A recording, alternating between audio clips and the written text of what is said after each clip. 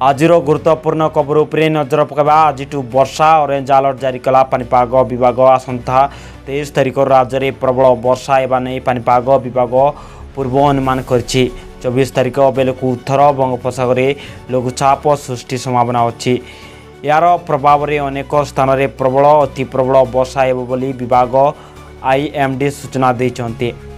23ରୁ 24 ତାରିଖ ଯାଏ ରାଜ୍ୟରେ ବିଭିନ୍ନ ସ୍ଥାନରେ ପ୍ରବଳ ବର୍ଷା ହେବାର ସମ୍ଭାବନା ରହିଛି।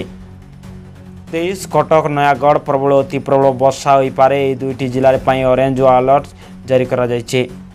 କେନ୍ଦ୍ରାପଡ଼ା ଜଗତସିଂହପୁର ଯାଜପୁର ଢେଙ୍କାନାଳ ଅନୁଗୁଳ କନ୍ଧମାଳ ଗଞ୍ଜାମ ଭଦ୍ରକ ବାଲେଶ୍ୱର ମୟୂରଭଞ୍ଜ କେନ୍ଦୁଝର ଖୋର୍ଦ୍ଧା ବୌଦ୍ଧ ପ୍ରବଳ ବର୍ଷା ହୋଇପାରେ। 24 ତାରିଖର ମୟୂରଭଞ୍ଜ କେନ୍ଦୁଝର ସୁନ୍ଦରଗଡ଼ ପ୍ରବଳ ଅତି ପ୍ରବଳ ବର୍ଷା ହୋଇପାରେ। ବାଲେଶ୍ୱର ଭଦ୍ରକ କେନ୍ଦ୍ରାପଡ଼ା ଜଗତସିଂହପୁର କଟକ ଯାଜପୁର ଝାରସୁଗୁଡ଼ା ସମ୍ବଲପୁର ଦେବଗଡ଼ ବରଗଡ଼ ଅନୁଗୁଳ ଢେଙ୍କାନାଳ ପ୍ରବଳ ବର୍ଷା ଆଶଙ୍କା ରହିଛି। 24 ତାରିଖ ଝାରସୁଗୁଡ଼ା ସୁନ୍ଦରଗଡ଼ ବରଗଡ଼ ସମ୍ବଲପୁର କେନ୍ଦୁଝର ଅତି ପ୍ରବଳ ବର୍ଷା ହୋଇପାରେ।